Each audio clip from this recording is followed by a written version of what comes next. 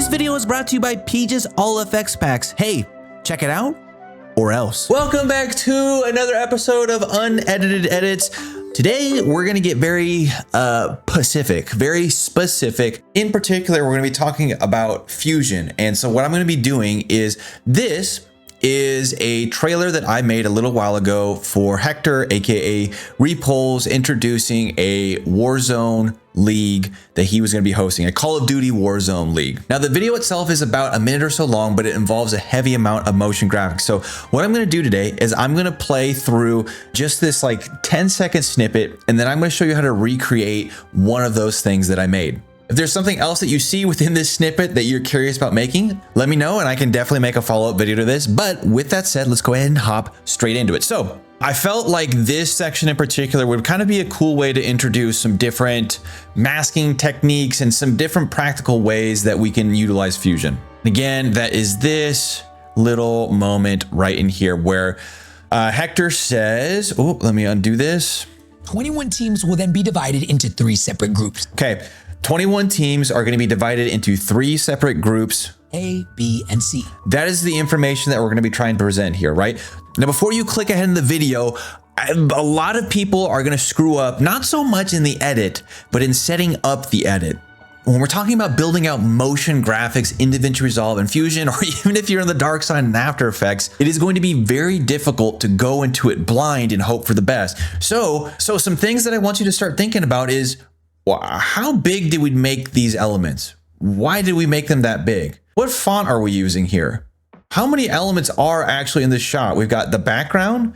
We've got this displaced text here. We've got these cascading numbers that are going down here. We've got some text textures. We've got a logo texture here. We've got some kind of random sphere floating here. The point being is that for me in particular, when I'm looking to improve as an editor and a motion designer, a lot of times I need to do some research going into the video so that I can guide my thoughts. And this one, I was a little bit more blatant with what I stole for this video as opposed to other videos, because I am a lot newer to graphic design and motion design. So for me, I was lucky enough to be handed some, this is not the brand guide, but I was lucky enough to be handed a brand guide for this creator, and these were the colors I was told to use, okay? So we got a pink, a yellow, white, and then black. So those are the 4 colors that I'm allowed to use, and I was given hex codes that I could use, and then I kind of tweaked things here and there when I needed to. So when we start to look at our scene here, you can see those colors being utilized, right? Predominant color is white. And then the accent colors are pink. And then if you look at the tiles being flipped, we've got this yellow as well. Now remember, the information being said is teams will then be divided into 3 separate groups, A, B, and C. 21 teams are going to be divided into 3 separate groups. So the thought is, okay, how do we display 21 teams, 3 separate groups? We could just spell it out. So I could have just done text here that says 21 different teams, 3 separate groups. Depending on how much time you have for the edit, that might be a very viable option, right? We don't have to come up with really creative ways to visualize every single piece of information. We could just actually spell it out. But because we're tryhards here, we're gonna be doing our best to visualize it. So for this video in particular, there was a couple pieces I used for inspiration. This one in particular is the blatant one. So going into this video, I was looking up different tournament explainer videos, and I stumbled upon this one, and I really liked how they separated their teams, and lucky enough, they grouped it into 3. And this is the Esports World Cup explainer video. Now, their production level, I'm not gonna be able to match, but this is what they did when they showed how many teams are gonna be playing and how they're gonna be split up. Each club will have the opportunity to field its rosters. You can probably see the similarity here, right? So we still have that flipping, cascading effect. I said, great, I like this. Let's take that, make it my own. And by making my own, I mean, I basically copied the animation style, right? But I'm learning, so just bear with me. Before going into a project like this, if you are somebody who's a little bit newer to it, it is okay to spend a fair amount of time planning. Because if you don't go in with a plan, a mood board, or just some things that you feel like could be a good place to start with, your edit is going to take 3 times as long than if you did. And I'll give you 2 terms you can Google right away: hierarchy and the 60-30-10 rule. Okay, start there. Hierarchy, 60-30-10. Those will be great places to start when it comes to just, making your videos look better. Okay, so let's go ahead and hop into Fusion. Now, for me personally, doing motion graphic elements like these take time, like a long amount of time. So in the interest of our time, I'm going to move fairly quickly through Fusion. I'm going to assume you've used Fusion before. This isn't your first go around. You know what a merge node is. You know what a transform node is. I'm just going to talk through how I would build some things like this out. So again, we're going to be working through this section in here. In particular, I'm going to start with this like carousel flipping over section here. The background itself is just the logo placed on top of this film grain texture. And then we have two other elements in here. We have this title up top and then this floating sphere. So I'm going to focus in particular on this middle section here. All right. So let's go ahead and set this up. I'm going to go ahead and introduce a Fusion composition. We'll make it 1, 2, 3, 4 seconds long. Also, quick aside, we're going to be working on a 30 FPS timeline, which I know is a little bit weird for people who are in the motion world. Typically, you work on a 24 or 25 FPS timeline, but when I'm mixing gameplay with more professional formatting, a lot of times I like to meet in the middle and go 30. So that's what we're going to be working on today. So again, I've gone ahead, create a new Fusion composition. It is 4 seconds long, and we're going to go ahead and hop into the Fusion page. Now, first thing we're going to do is we're going to add a background node. Now I have my background node set up by default to have transparency. So the normal background mode comes in black, solid black. I have brought the alpha value down, right clicked, went to settings, save as default. The reason being is because this is how I normally use the background node, just like this, as a placeholder to set up our canvas size. Now, if you weren't to do this, a lot of times you're not going to have problems, but most of the time what you're going to do is you're going to come up with really weird frames and reses for the base of your canvas. So anytime I'm working in Fusion, we start with a blank background node and we're going to go from there. So what I'm going to do is we're going to start to build out our flipping rectangle element. So you could use the shape system or you could mask out a rectangle. I believe at the time I did not use the shape system. So that's what we're going to do today, but the shape system is totally a viable option. I'm going to hit the background node and we're going to make this one solid white. And I'm going to go ahead and merge this on top. Now, what I'm going to do is I'm going to mask out one rectangle element. So I'm going to go ahead and add a rectangle node here and connect it in. And I believe for the width, we went with quarter width, and the height, maybe it was like 0.1, maybe smaller. Was it 0.05? Maybe we need to change that, but let's just start there for now. Now, in that video, the rectangle actually sits on it's skewed, okay? It's not just rotated. Where's our rotation? So it's not just rotated like this. It's skewed. Nice vocabulary, Brandon. Now, in good old DaVinci Resolve fashion, skew, I believe as of right now, is not a default tool. So I have a skew fuse that I was able to download from Reactor, which is in the studio version of DaVinci Resolve. It's a tool manager. If you do not have the paid version of DaVinci Resolve, you don't have Reactor. I found this Reddit post from Just Crop It. God bless you, Just Crop It. They made their own skew tool here. You can go ahead and download it. And once you download that tool and drop it in, it seems to work just as fine. So if you didn't know, .settings files are drag and droppable in the Fusion page, and you can also copy and paste them into your Fusion folder. But yeah, you can just drag and drop this guy in and it seemed to work as well. But I think I just used the original skew tool and I changed it so that it was something like, I don't know, was it like this? Maybe like a 0.95? Sure, that looks fine enough to me. All right, and let's go ahead and merge this on top. Now from here, there's like 3 to maybe 4 kind of key animations that go along with this unfolding effect. So I'm gonna go ahead and start with, you know what should we start with? I don't know. Let's just start from the beginning. So let me go ahead, hop back into Fusion, and I'm actually going to shift our rectangle mask up, and we'll just start with like 0.6, something like that, because what we're going to end up doing is we're going to use a duplicate node here, And I'm gonna add, I think it was 7 copies.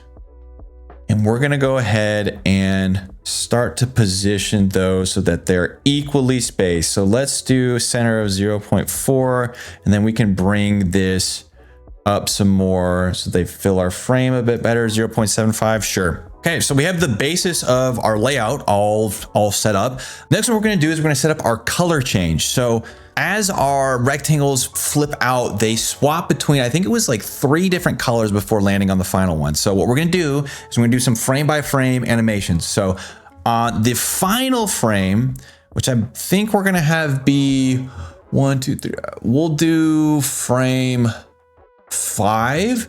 We'll have frame 5 be our final color, which is white.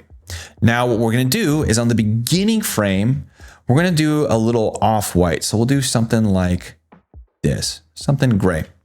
The next frame over, I'm gonna go to our brand colors and we're gonna go to that nice yellowish, I can't remember what the yellow was. And then we're gonna go over 1 to pink, go over 1, go back to that gray. Did I copy it? No, I didn't. All right, we'll just do something like this, gray, and then end on the white. Perfect. Now this might feel pretty fast, but as this plays out, they're gonna cascade into each other. And so it'll, I don't know, I think it looks okay. Next thing that we're gonna do is we're gonna add some time offset to our duplicate node so that we can have the sequential rectangles fold out one by one. And so I'm gonna do a negative, I'm gonna do -4 frames on the offset. And what that's gonna look like is every time it hits this 4th frame, a new duplicate is gonna unfold. So that's gonna look something like this, bang. Now I'm kind of looking at the sizing and positioning of our rectangle, and I think we might need to change it a little bit. I'm gonna go ahead and shrink the width to be 0.225, but I am gonna make it a little bit bigger. So I'm gonna increase this to 0.075 on the height, maybe even less, 0.07. I think that might be a little bit better. Sure, why not? Now, something that I found that makes motion design feel more alive is subtle amounts of animation overlapping on top of each other. What I mean by that is that we're not gonna go from animate this to animate this to animate that to then animate that. We're gonna have everything kind of move together simultaneously. So what that's gonna look like for me is this. I'm gonna start with the rectangle node, set a keyframe here, and I'm gonna have this be like, when does our final one come into place? Right here. Okay, so right around frame 30. Frame 30 is 1 second in, so I'm gonna have that be our like ultimate out point for a lot of our animations. And we might need to mix and play with some things there. But with our rectangle node selected, I got a keyframe set on frame 0. I'm gonna go to frame 30, set a keyframe, go back to frame 0, and I'm just gonna bring this down a little bit. Not a lot, just a little bit. And then I'm gonna go ahead and open up my spline menu up top here, hit Control A and then F to smooth out our curves. So, whoop. So that's what that looks like. So now we get this little bit of a Slinky effect. Next thing that I'm gonna do is I'm gonna do a similar thing, but with the center position. So again, on frame 0, and I'm on our duplicate node here, on frame 0, set a keyframe in the center position, go over to frame 30. Maybe we actually go a little bit past frame 30 so that it's not, you know, it's not feeling like so abrupt. Set another keyframe and then go back to the beginning, and on frame 0, I'm gonna go ahead and increase our center. I don't know, maybe 0.46. Excuse me, I meant to decrease it. So I'm gonna expand the center point. So let's go like 0.35. What does this look like? There we go. Yeah, something like that. And then again, same thing with our duplicate node selected, spline menu open, with our displacement variable displayed here, select these 2 points, hit F. If you're in your spline menu and you have a lot of variables showing up over here for whatever reason, go over these 3 dots and hit show only selected tool. That'll highlight just the variables that have been changed on the node that you've selected. Okay, perfect. That's looking pretty good. And you know what? I'm actually gonna grab on our duplicate node, I'm gonna grab this guy up top here and holding down the shift key, expand this out to really slow that down at the end. It's gonna look something like this. Yeah, that feels a lot smoother to me. Okay, I mean, we're getting really close to being done here. Really, it's a lot easier doing it in post when we have a clear sense of direction. Next thing that I'm gonna add in is our numbers that slide into frame. And I'm gonna show you how we're gonna do that. Now, if you were to actually do this, I think the correct way, well, actually, I don't know. I don't know if there's, I don't know if there's a correct way. I feel like if you wanted to be really precise with it, you would set up individual rectangular elements with text attached to them, but we're gonna do it the lazy way and you can't hate me for it, okay? So with our text node selected, I'm gonna go ahead and merge it on top here. And you know what I'm gonna do is I'm actually going to scrub forward until all of this stuff has finished animating, okay? So this is completely static. And the reason I'm gonna do that is I'm gonna lay out the final position of our text. So with our text node selected, we're just gonna go 1, 2, 3, 4, 5, 6, 7. And I believe, what was the font that we used? Okay, I just looked it up. It's called Style Turn. Style Turn. Yeah, that's a pretty cool one. Style Turn. I'll probably put a link to this font in the description if you want to borrow it. We just need to change our color to, we could either go solid black or a little off. So it's just kind of like more of a gray. So yeah, we'll do a little bit of a gray, something like that. Now what I'm gonna do is I'm going to size and space our text so that when all the animation is done, it's gonna sit properly within each one of these squares. Now, you could make this an exact science. I am not going to. What I am gonna do is I'm gonna change the horizontal anchor to be on the left side. I guess you don't have to do that for something like this, but for me, it just makes more sense. I'm gonna go ahead and go over to the layout, bring this over to the left, bring this down, and then start to decrease the size. Now, what we're gonna have to do is decrease the size and increase the tracking, which is, or the line spacing, excuse me, not the tracking, the line spacing so that it fits within our rectangle, but it's spaced enough to fit into each of them perfectly. And I feel like there probably is a mathematical way of doing this, but we're just gonna be masochists and feel it out. And again, there probably is an exact science to it, but we're just gonna do our best here. Okay, that looks not good at all. The one is completely off, which means that our center is not right. So again, this is kind of just like a little back and forth. And I'm gonna use the center of the text right here. And I'm gonna try to line it up with the center here. It's probably at 0.42 if I did my job correctly. No, 0.425, that looks pretty good. All right, let's decrease our font size, give us a little breathing room on the top and bottom of the rectangles, and then we'll increase the size to try to get so that the 1 and 7 both are pretty close. So the tops and bottoms are pretty close to being in the middle. And again, depending on how serious this is for you, you might need to get real specific. You might need to do some math and calculations to make sure all these things are laid out appropriately. But for me, as is, that's pretty good. Now, what I'm gonna do is I'm gonna have the text move from out of frame on the right to be in frame on the left. You'll notice that as this stuff animates on, it's gonna look really weird having our text just randomly floating in the frame. So what I'm gonna do is I'm going to plug in the output of this node, our merge node right here. So the final output of what we got going on here into the mask input here. And you can see it's gonna hide our text in areas that are not being displayed. This is kind of a funky layout. If you like it to be a little cleaner, you can always move like the merge up and around, or you can hold down the Alt key on your pipeline to add a little pipe router to clean things up a bit. And now what I'm gonna do is I'm gonna go ahead and animate our text in through the end of this final animation. So it looks about frame 50 or so. Start on the end position, go back to frame 0. On frame 0, I've keyframed the center position of our text in the layout tab. I'm gonna slide it off to the right. Displacement, Control A, F to flatten, and I'm gonna grab this top handle and really bring it over. It's gonna look something like that, and that does not feel good at all.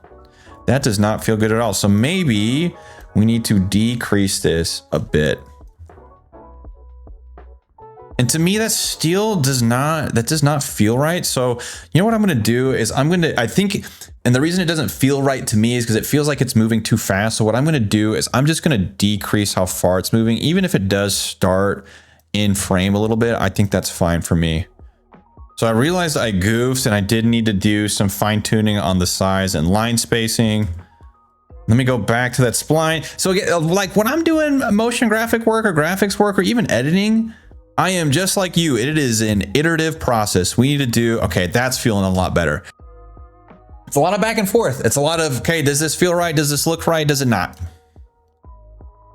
Okay, now that feels good to me. All right, so now what we need to do, this individual group right here, I think that this section needs to be its own branch. So what I'm going to do, and by branch, I mean, like I want it to be its own element in Fusion that I can pass out its information to any other node that I want. Anytime I have like a cluster of things that I feel like is set in stone as like, okay, this is a thing, I like to kind of make it its own branch. So what I'm going to do is I'm going to go ahead and grab these two things, pull it up. I'm going to add in a new background node. And then I'm going to merge the output after our text on top of that, making it its own branch of stuff. I'm going to feed this output into our merge node.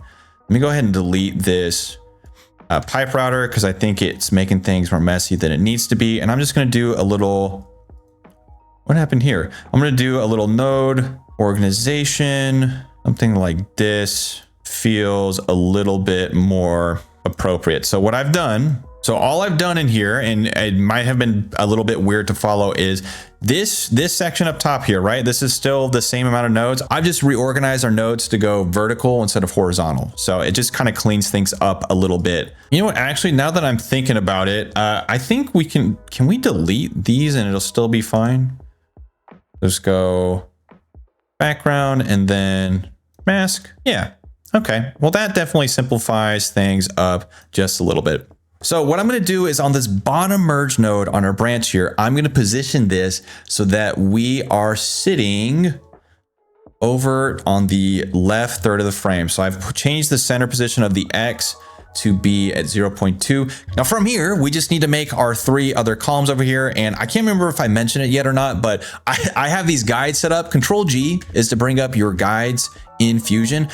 You can't add custom guides in the Fusion page, but if you go back to the edit page and new and version 20.1, up top here in your preview window, they have a new rulers and guides feature. And so you can add your own guides into Fusion. So kind of cool.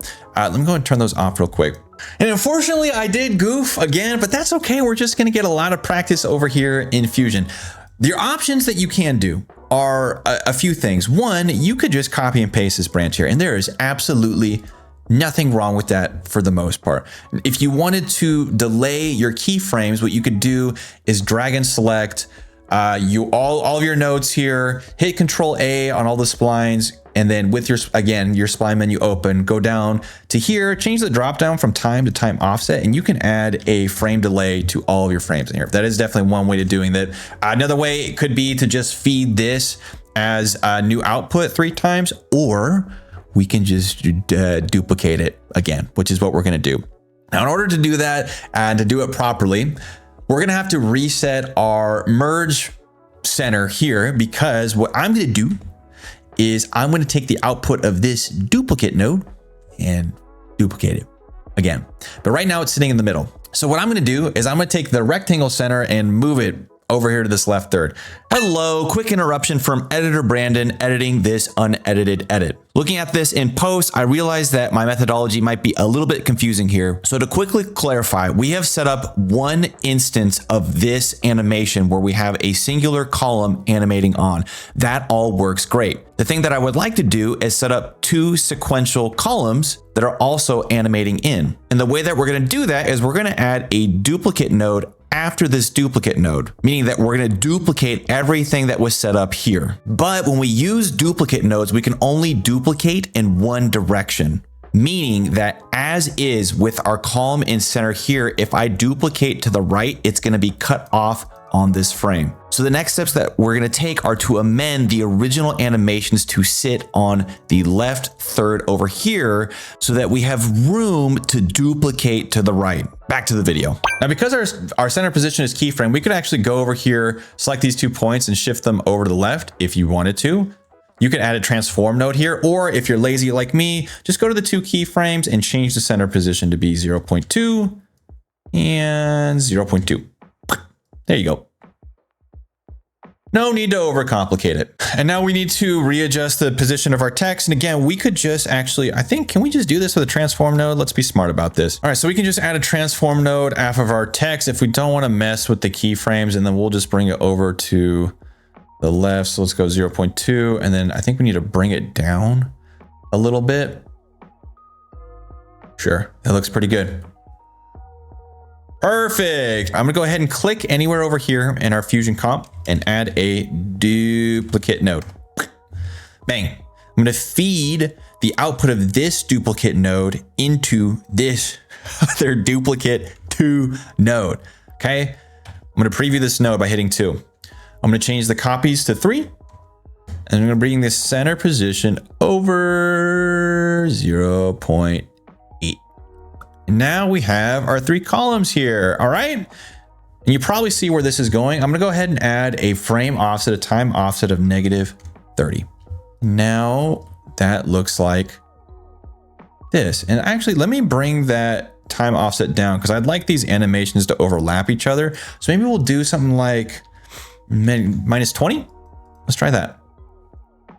Yeah, that looks pretty good. You know what, crew? I'm now thinking with my third eye, and I think what we can actually do is this. I'm just realizing now that the way I did it originally was so much more complicated than it needs to be, because I'll show you the original composition. I'm gonna actually uncheck these 2 from our original duplicate node and then feed this in. So now we are all set up there. And now I just need to copy and paste our branch here with our text transform and merge node, paste it 2 times.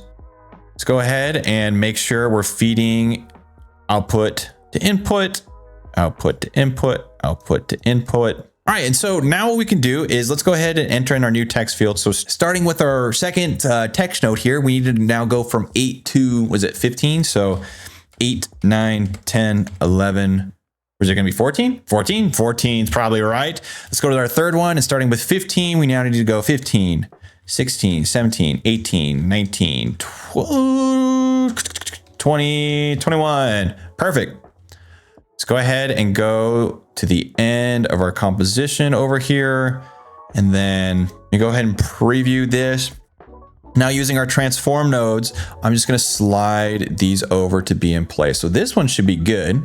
Yeah, 0.5. This one is fine. Then we go to our third transform node, and then I think we just need to, is it gonna be 0.8? 0.8. Perfect. All right, these are all positioned correctly. Couple issues with it. For one, they're not being masked out. We can take the output of this second duplicate node, feed into the mask input of that merge node, and then do the exact same thing.